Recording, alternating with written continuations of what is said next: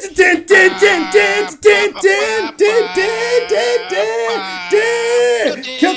Balls. Yeah. They barely changed their expression. Like, barely at all. Like, I think they both lied. They've seen many episodes. They have the jingles recorded, I'm sure. Like, he totally had like a poker face, right? Like, he didn't like. You're pointing the wrong way. No, not on my screen. My screen's the one people see. So, oh, good.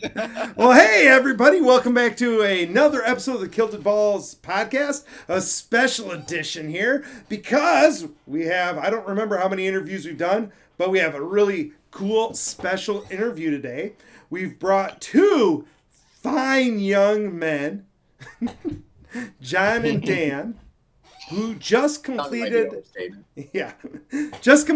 event that Kilted and I were amazed, inspired, enthralled at, and kind of wanted you guys to like hear their story or their thoughts, and you'll definitely hear how it resonates with lots of our messages and see why we were impressed.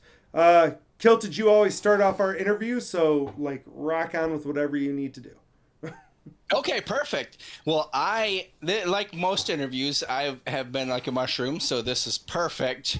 I have a slight idea of what we've been talking about, but before we get started, I know that both of you guys know ball fairly well.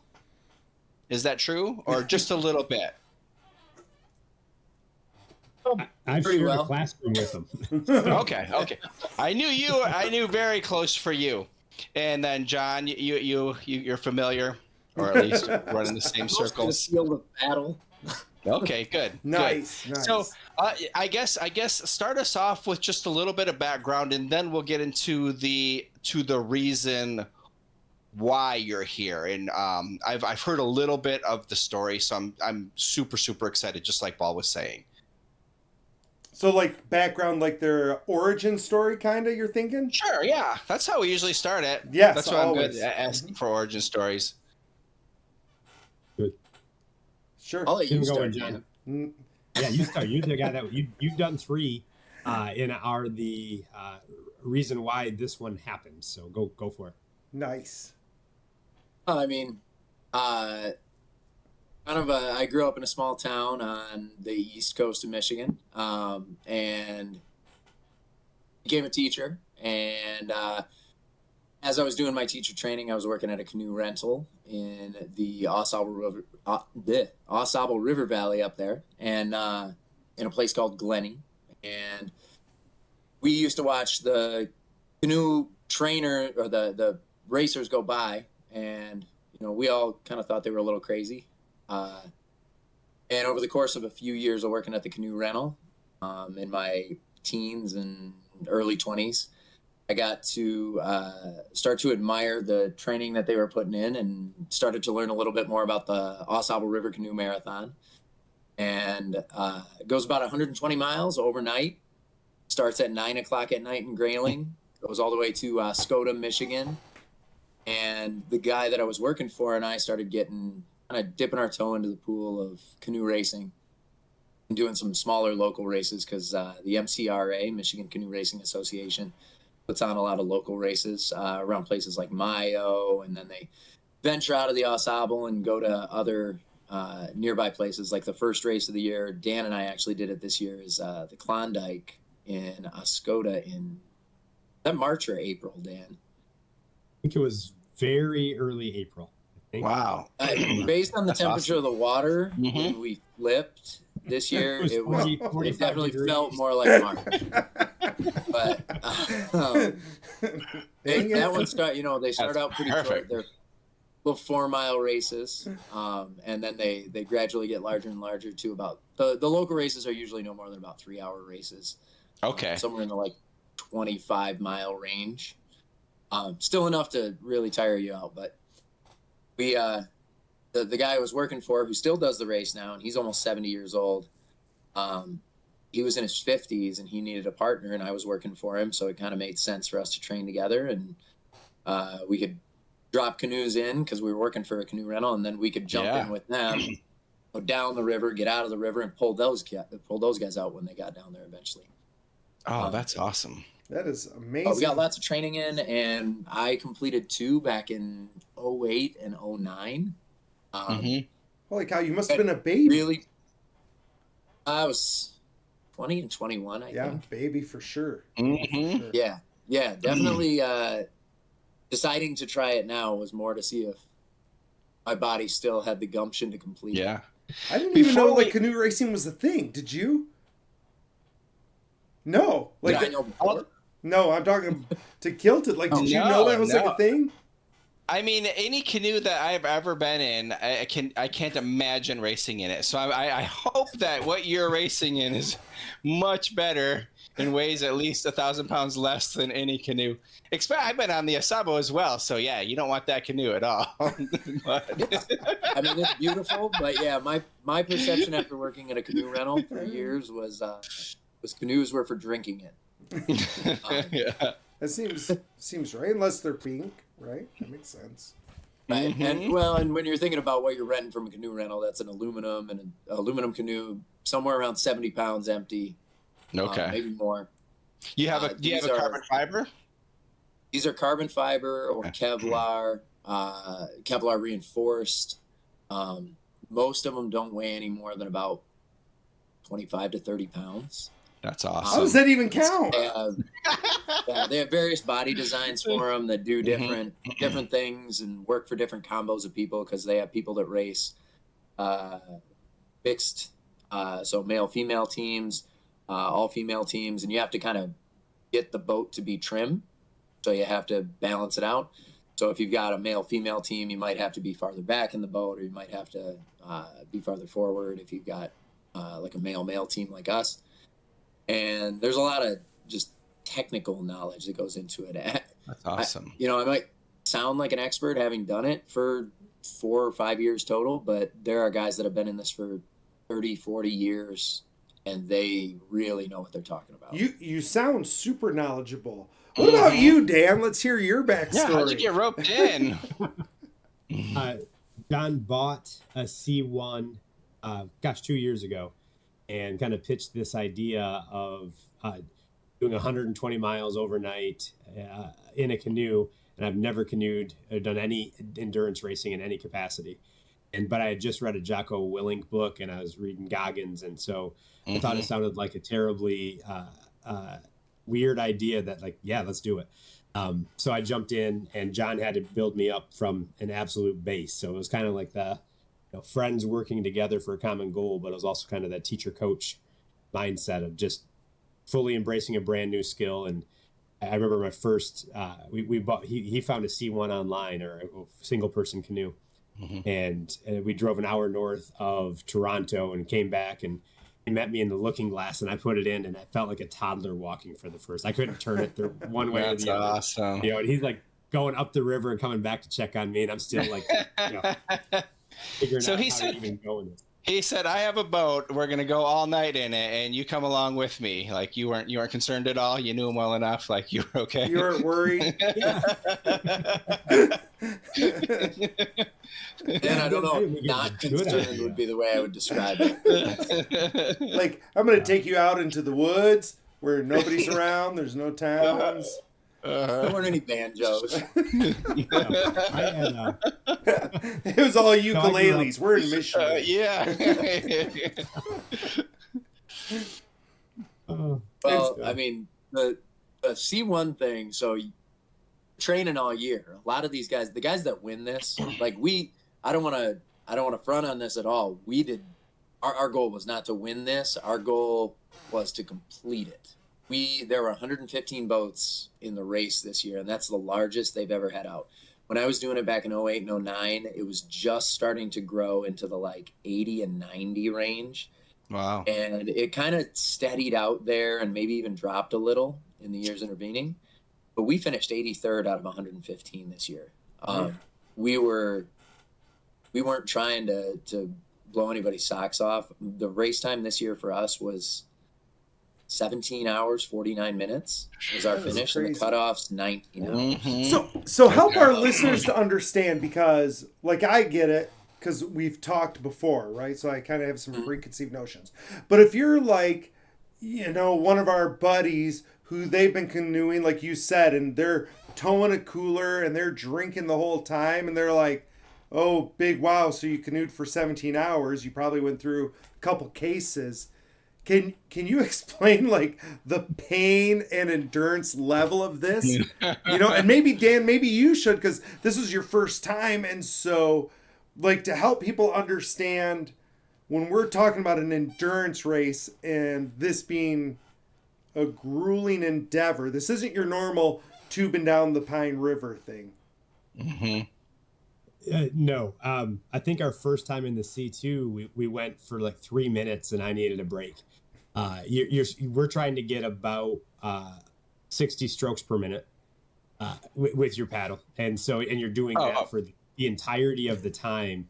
You got some pit stop type things, where you're going to get new water bottles that have hoses, and you're going to get a bag of food, but you're really going constantly at about that tempo for that entire race. That's awesome. And you have to portage as well? Yeah, so if you've ever been to, like, when you're driving down the freeway and you get to the rest area and like the first 5 steps out of the car just hurt and you're kind of struggling, but you're looking like you have a good stride. That was the comp the first couple of portages. And then by the end, I think you have this feeder team, right? People whose job is to make sure that they know where you're at in the river, meet you at a spot, get you your hydration. And my brother was my primary feeder. John's brother was his. And my brother had to like literally catch me from falling back down after I got out of the boat and like try to take 2 steps. There's 6 hydroelectric dams on the Au Sable, and the portages are the first portage is until about 6 hours, 6.5, depending on where you're at in the race. 7 hours is actually the cutoff at Mayo Dam, so you don't hit that portage until 3 a.m. Really. Winners will hit it a little earlier than us. The winning time this year was in the 14-hour range. So wow. And the last person that completed the race on a 19-hour cutoff finished it at 18:59, and I think it was 57 seconds. And 19's the cutoff, right? 19's the cutoff. He's the guy who finished it, Terry Curley, is like a local for Oscoda. Like, he's completed the race a lot of times, but they were a hair's breadth, and they actually had one person that they missed the cut at Oscoda, one team. They had a bunch of teams drop out. It was a hot race year. Like, the dew point was really hot. And whenever that happens, the generally accepted science is that if you got a hotter night or like fog or something like that, you get a lot of DNFs, did not finishes. Weirdly, they had about 15. And I think about, I don't know how many of them were overtime. I'd have to look back at the race stuff, but I think it was between 8 and 12. And going down this same vein, like, what kind of training did you guys do for this? Again, trying to get this picture of what that kid is. So, the difference between a person who's winning this race and a person who's trying to finish it is vast. The guys who are winning this are training year round. They have off-season training routines. They're doing cardio a couple of times a week, maybe 3 or 4. They're running 5Ks. They're going wherever they can to find water. Like, there's a training camp in spring where these guys go down to Florida and try to find places where they can actually canoe and get hours. What we did was we bought boats, C1s, so a single man canoe. Also about 18.5 feet long, so transport, and about 23-ish pounds. Carbon fiber, Kevlar reinforced. All these races have C1 races and C2 races with them. Oh, like, so there are people who are like singles doing this? Yeah, and some of them are on the same day. So not in the marathon. No C1s in the marathon. Okay. But in the local races, you'll do 2 races in a day sometimes. You'll do like a 15 to 20 mile C2 race, and then you'll turn right around and do an 8-mile C1 race. But same sort of idea. With the C1s, you're trying to get out as often as possible. We were doing maybe 3 to 4 days a week between getting out in a C1 and getting out in a C2. The training runs for us were, and we debated whether we actually did this right or not. We started off somewhere around 3 to 5 miles and kind of gradually moved up to doing 15 and 20 mile runs pretty consistently. That's pretty awesome. Yeah. And to save yourself on gas so you don't have to spot cars, a lot of it's going upstream and coming back downstream. Nice. So you're fighting the current, you're going about half speed, and you're really kind of beating your body up quite a bit. So you're just using a one. You're not using a kayak where you can use both sides. You're using just the one, and you guys are making it work. That's awesome. Correct. Yeah, So it's funny because.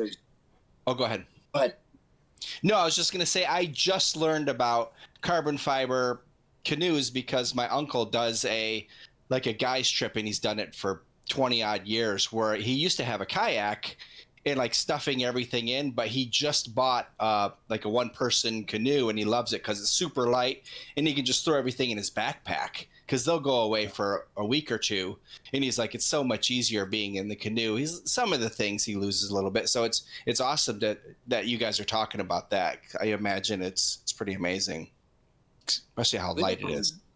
they got recreational ones, like the companies that make these. Like Winona is one of the more common ones. They make recreational canoes as well as racing canoes. But then there's a bunch of very niche. This whole sport has got a lot of like niche knowledge. Yeah.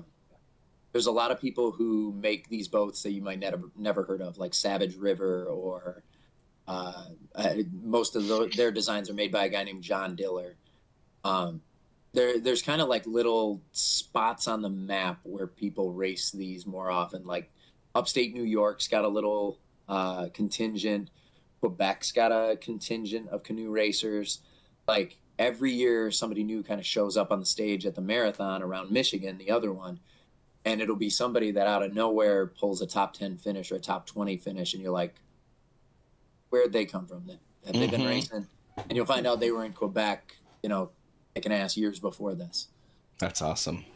So we're really big proponents of finding struggles like this. So I think probably, I don't know, the last 2 or 3 episodes in a row before we shoot this interview were about finding ways to push yourself and to give yourself the struggle, because we don't believe that you grow if you're complacent with life, right? So, like, you did the thing. Do we have goals for other things, especially you, Dan? So you did it once. Like, I remember, like, one of my first, like, ultra-ish, like, running things, I was like, yeah, that's good. Like, I did that thing, right? Like, for you, Dan, I assume this had tremendous amounts of suffering, which is kind of the goal, right? Which I know sounds weird to normal people, but that's kind of the thing, right? Like John said, we're trying to finish. So you've suffered through this, and I assume it was some suffering, yeah?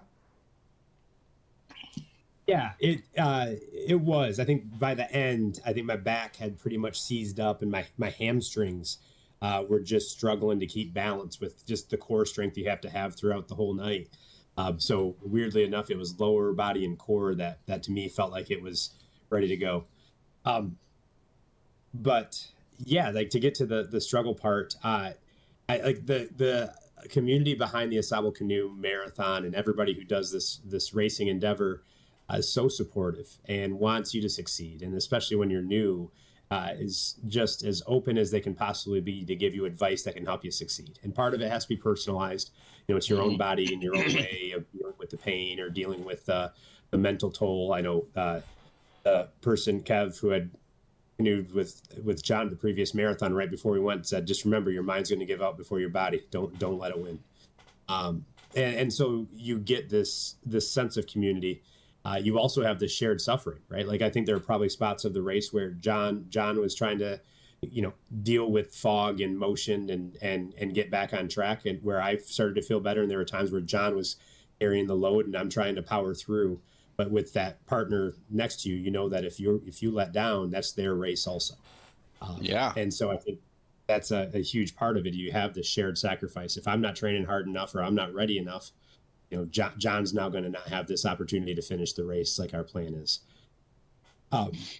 And then I know I had said this to John too, like the start's so cool. They call it a Le Mans start, but I did a Google Maps of it. It was about a 500 meter run that we had with the canoe. I thought you said 800. Was it 800? I know. I said Felt should we like run at the 800. 800-meter pace, and you said that was spring. So Yeah, if it's a it ended up 500, you being have about- to sprint. Got to, like it's 500 with a canoe. Yeah. But that's such a cool scene. It's just a huge crowd, and they're cheering, and it's crazy, and it's chaos. And when you get to the end, there's this emotional unload of all this anxiety and effort and struggle that you've gone through. But I remember telling John, like, I can't wait for 4 a.m. and the pain of being, 8 hours in, and you got 8+ to go. And I think that mentally, like, looking forward to that part helped, because that's one of those parts of the race where it's truly dark mentally and physically for you. And I was kind of embracing that, and kind of use the sunrise as that kind of metaphor, that some of the pain that I wanted to feel, to experience, when the sun rises, now it's about us, and it's about this endeavor we took on, and we're going to try to finish it. And that's when a lot of our family with young kids were able to pick us up and spot us or find us and track us more carefully, because there's a GPS and you can track every boat all through the night. So it was a struggle. But with that being said, like, I respected enough that the amount of time it takes to train in the stage of life, I don't think I could do it again without putting my partner at risk of not finishing, or missing a lot of kids stuff, or a lot of stress throughout the course of a spring and summer. Yeah. And so, I love the idea of endurance, and it's such a good confidence boost, I think. But it's also one of those where I respect it so much, what it takes to finish. That's awesome. It's interesting, and this is like only because I have the background knowledge. One of the people who we talk about a lot is a guy named Jesse Itzler, he does a lot of crazy stuff, but he is a really firm believer that you have to do a big thing like this. Like, isn't it once a year? Yeah. Like, he's like, once a year. Have that once a year, like. Yeah. He's like, plan it out. Once a year, you're going to do a big hoopla thing like this, right? Oh, we lost John. Oh, man. Dang it. We lost John. He's coming back. Right. The reason I bring that up is I think that you're kind of on pace for that, because a couple years ago you had a big thing where you jumped out of a plane, and then this was actually supposed to be the following year, wasn't it? But it got like pushed. Isn't that how, like, I thought this was supposed to? And so now you've done this, so now you've got to do something big next. Mm-hmm. The Bayshore. The Bayshore Marathon? Is that the next thing? Yeah, man, that sounds horrible. Yeah, that would work. Yeah, my knees aren't going to do well. No. Yeah, canoeing's not as hard on your knees. It's more hard on your body in it's hard on your body in all different ways. My hands and my joints took I thought it was going to be a lot longer, but it took about 3 days before I started feeling human again. Like, oh wow, could, like, grip stuff with my hands, but there were blisters everywhere for about 3 or 4 weeks. Just chafed under my arms, and the real pain kind of, Dan talks about powering through the night. There were a couple of moments where I was, there's some mental struggle where you're up against maybe the deadline. Like we had a couple of flips of the canoe at about the 2 to 2.5 hour mark. And we were really close to a cut time. And Dan, I don't know if I told you this, but Terry was at that feed at Wakely, our first feed. She looked down at her watch and saw we were within about 14 minutes of the cut. And she looked at Brian and said, "Are they going to make it?" And Brian was silent for a minute and said, "It's going to be close."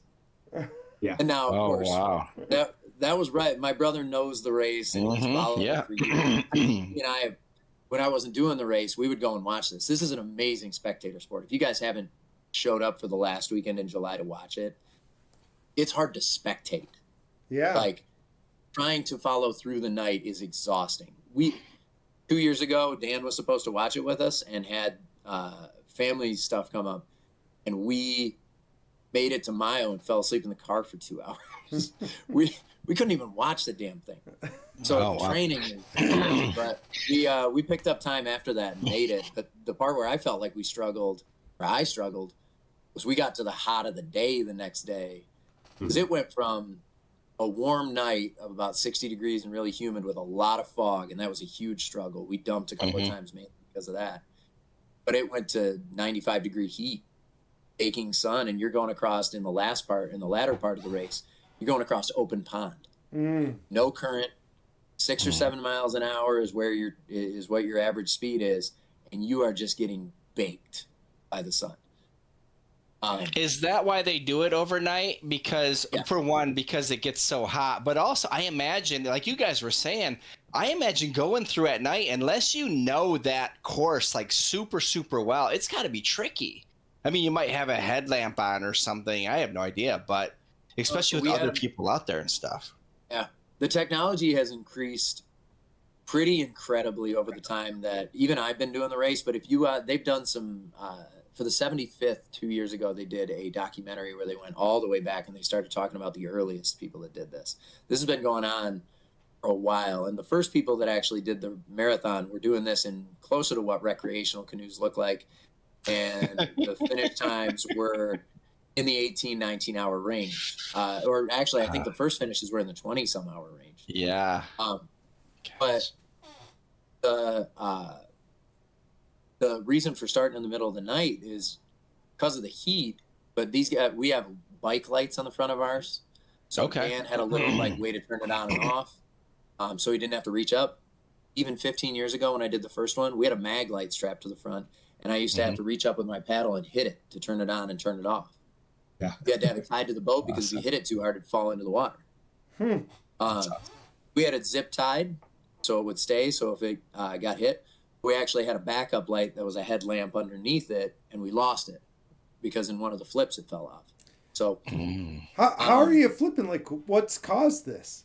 Like in movies, they show you standing up and flipping, but.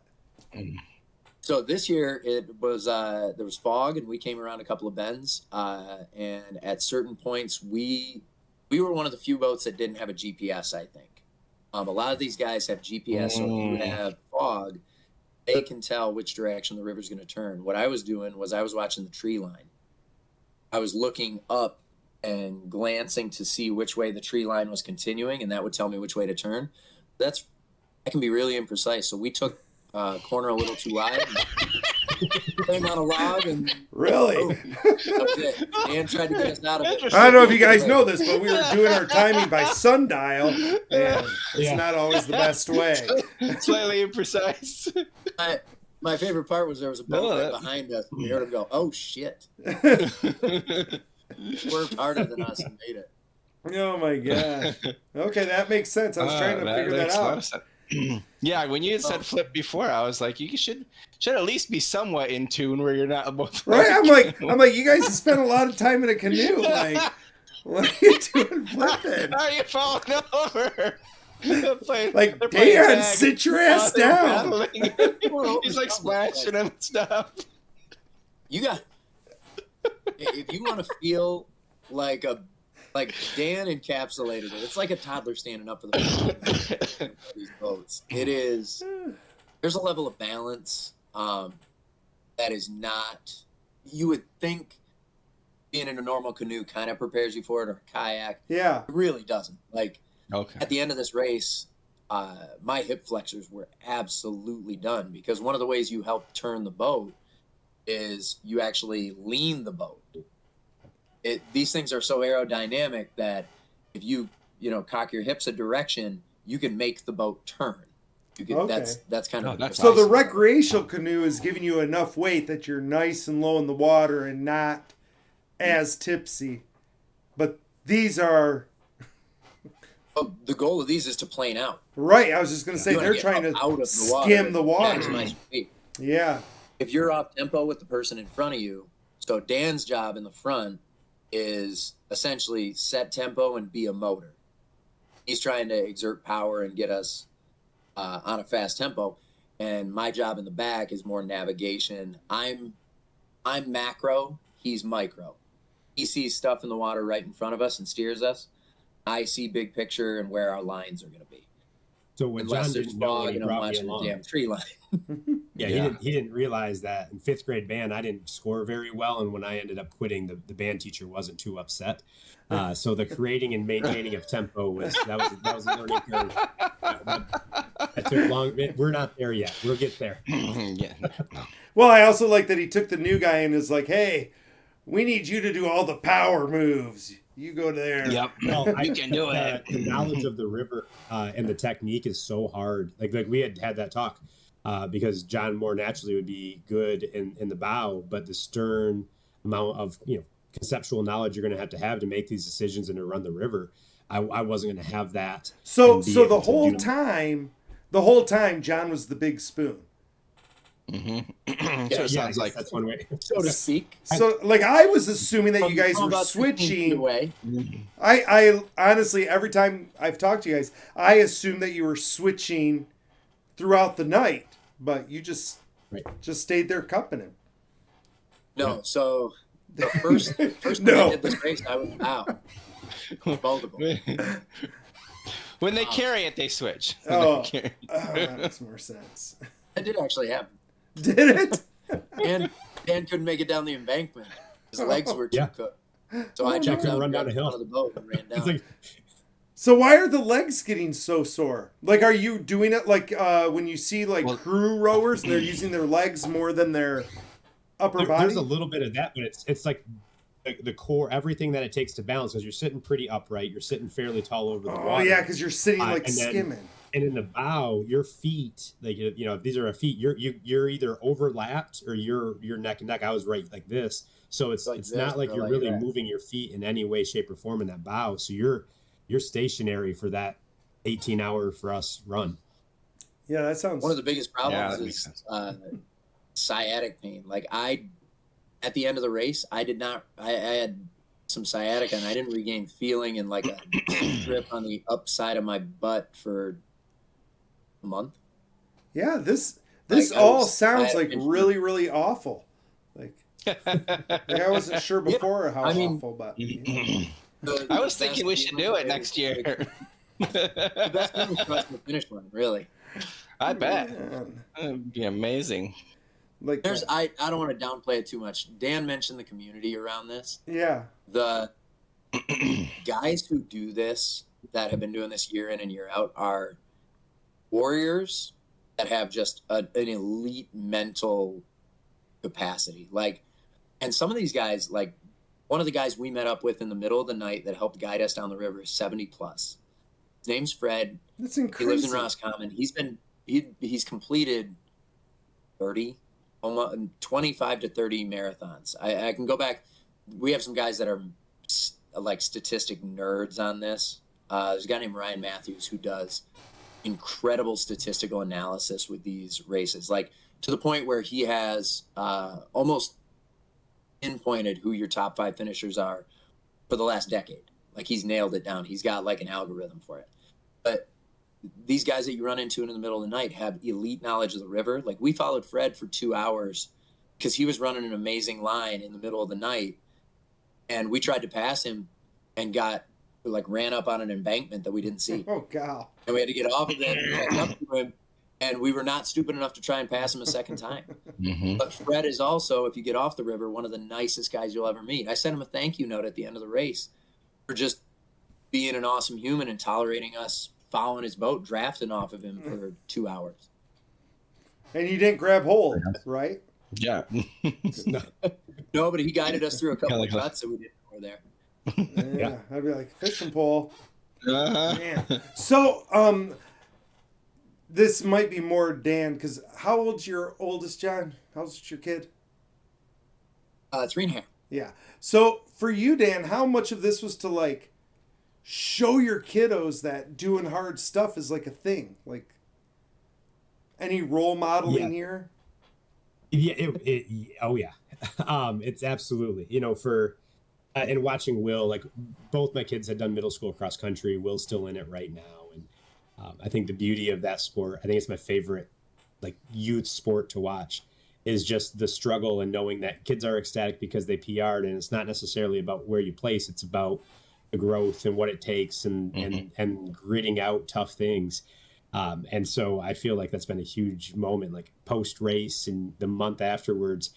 I'd go downstairs to do my garage basement workout, and both boys want to come down and do push-ups and do their own workout. And so I Nice. think that's absolutely that chance to like have people and for Izzy, who's a freshman in high school, see us out there giving everything we've got and seeing these incredible racers who are at a high level, but then also seeing all of these other sacrifices that are being made just to try to finish the race. It's a great example of do hard things. The result is more than just the place or the trophy. It's the challenge itself. Well, I think it's really important, especially like you were talking about your daughter, and we've talked about this a lot. And I don't know if it's generational or the age of quick technology, but we see all of these athletes, especially like on TikTok and everything else, and you look at them and you're like, that person is magical. They're just amazing.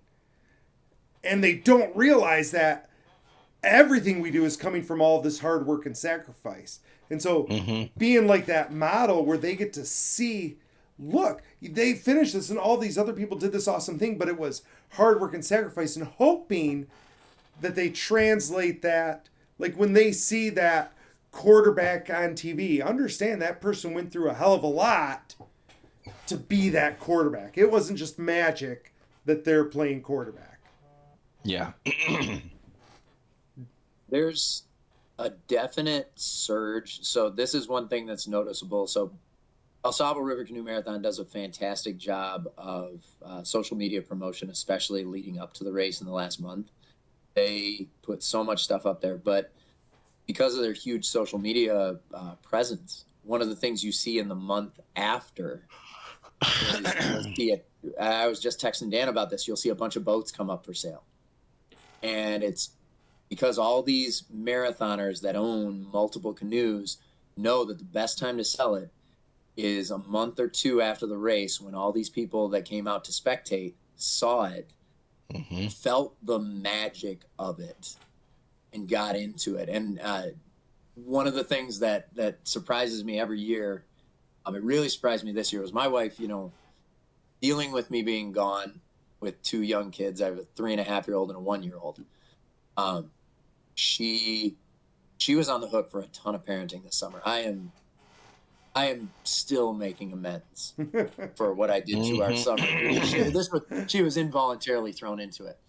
But when it got down to the 2 weeks before, I saw buy-in like I had not seen, because she realized what it was again. She had been around it. We were dating when I did the first one. Okay. Okay. And she started to feel kind of that magic of it again. Dan's kids, we talked, our entire theme was, we were Knuckleball Prime was our team. And it's named after a Willie T. Taylor song. And Willie T's song is about how knuckleball pitchers hit their prime in their 40s, older than everybody. So we chose that as, this was our midlife crisis. And Dan talked all the time about how his kids didn't really acknowledge it. They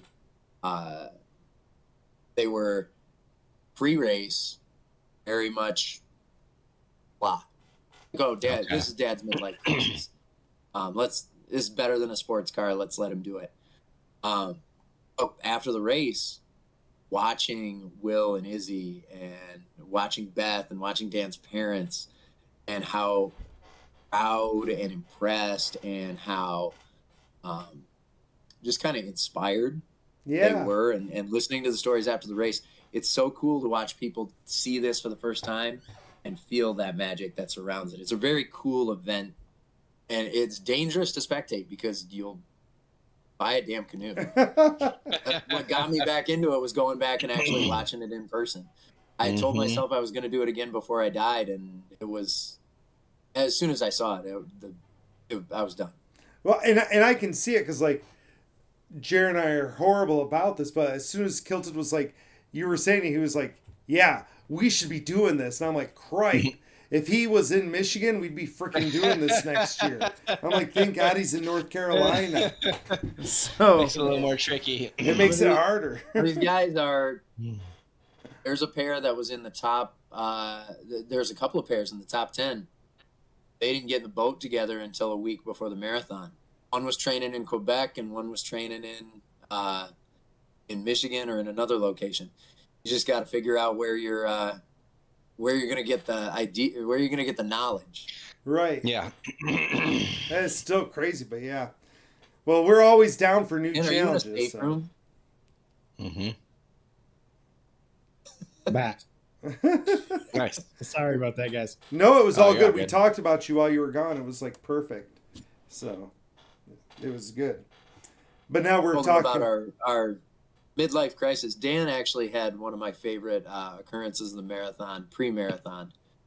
You have to fill out this whole questionnaire for the spectator guide. Mm-hmm. And I don't think Dan thought it was actually going to be something somebody read. And they asked a question. They asked a question about why'd you sign up for this? And Dan's answer was it was the cheapest form of a midlife crisis. That's awesome. Productive. The most productive way to have a midlife crisis. And we were lined Nice. up getting ready to do our sprint because you do a time trial for where you're going to stand on the road for the Le Mans start Oh. a day before. And they read the spectator guide. So the people on the bank got a pretty big kick out of the midlife crisis comment. That is fantastic. Yeah. I don't know. We'll see if Kilted buys a canoe. Then I know we're gonna be. Yeah. We'll be Well, doing we still it. have 10 years before our midlife crisis, so we're all That's good. true. We've We got a little bit to of time to decide. prepare. We got time. Mhm. We're not old like these people, so. Yeah, modern time. science has extended the lifespan. That's awesome. Yeah, you know, we'll live for a while. I got a boat for sale, Brian. Just Woo! say the word. Wait, aren't you doing it next year too? Ooh, that's a touchy subject around this house. Uh-oh. I was told every other year would suffice by my wife, which is why I'm doing a half marathon in 2 weeks. There you go. So So, you can get as many in this year as you can. I I gotta stay in condition. I Otherwise, remember it's gonna be hard to training get for a back. marathon once, and God, I forget. It was like probably when you're training for a marathon, you get up to like 18 and 20 mile like long runs, you know. And I remember my wife. I think we had 2, maybe 3 kids at the time, and like I came home one day after doing like 18 miles, and she was pissed. So she was not happy, and she's like, "You get to go out, listen to your music or listen to your book. I'm here dealing with 3 crying kids for 4 hours while you're out having fun." I'm like, sorry. Conversation was had a few times around that. Yeah, no, I feel you. Yeah, which is interesting because it also like that support helps, but it also like realizes how much they're sacrificing as well, right? Like they're having to deal Well, with you stuff. talk about doing hard things. Like the hard things don't just extend to your own physical. They extend to the mental. They extend to the interpersonal. Like Yeah. signing up for something like this is a test of a marriage, and it's pretty awesome to see where the boundaries are. It gives you some perspective on how much you've worked at it ahead of time, because I don't think if I'd have done this in the first 5 years of marriage. Actually, no, we didn't have kids. I could have done it. We would have been fine. Right. But I might have picked the hardest time to do it. Yeah, I was gonna say when your kids are, it was rough because ours I think were like 5, 3, and 1, and that was like a horrible idea by me to. I didn't realize that that's what it entailed, right? Like I'm like, oh, I'll just run a little bit and it'll be fine, but then you all of a sudden are up to long runs and people are getting mad. Jared, I have no idea about your family structure, but I know that the other 2 on this call, I'm not going for baby 3. Like I have no interest in No, as a basketball coach or as a father. I'm man to man all the way. We got 2, and that's the I got gap. snipped. Got snipped. and was excited to do so. I was watching the smoke and everything, wide awake. Wish there was a mirror down there. I could have really seen what was That's good going to know. on. That's upcoming. That's in my future. Yeah, if you watch, I mean, maybe something was wrong with mine, but yeah, it was like smoke coming up. Like, seems odd. Do you think you might have just imagined it? Like, No way. no. I mean, it's cauterized, so there's going to be smoke. That's I mean, I probably didn't true. think about it beforehand, but like when I saw the smoke, I was like, oh, I guess cauterizing it. Maybe they didn't work in the first place. Yeah.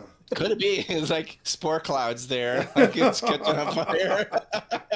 It's like poof.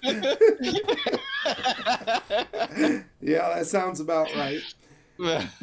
All right, so we're kind of running a little long. Can you give us some takeaways, some last bits, either words of inspiration or something big that our listeners should go with, about this whole experience and stuff?